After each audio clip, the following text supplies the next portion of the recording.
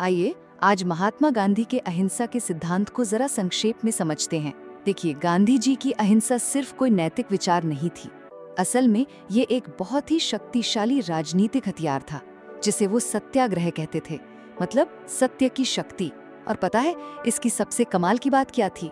इसने भारत की सबसे बड़ी कमजोरी यानी शारीरिक बल की कमी को ही उसकी सबसे बड़ी ताकत बना दिया, ब्रिटिश साम्राज्य को चुनौती देने के लिए। तो सवाल यह है कि ये काम कैसे करता था।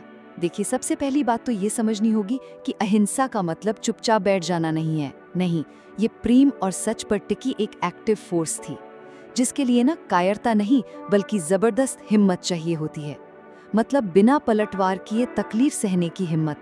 और इस ताकत का सबसे बड़ा सबूत वो हमें मिला 1930 के नमक मार्च में। सोचिए जरा, 440 मील की पैदल यात्रा, सिर्फ एक मुट्ठी नमक उठाकर अंग्रेजों का कानून तोड़ने के लिए। ये जो एक छोटा सा काम लग रहा है ना, इसी ने लाखों भारतीयों को जगा दिया और एक पूरे साम्राज्य की नींव हिलाकर रख दी। और यहीं पर हमें गांधी जी की सोच की गहराई समझ आती है। उन्होंने सिखाया कि असली अहिंसा कायरता से नहीं बल्कि निडरता से आती है।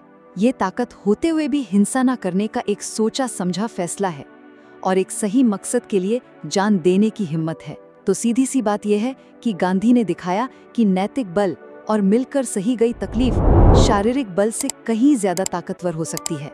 और इसी ने भारत की आजादी का रास्ता खोला।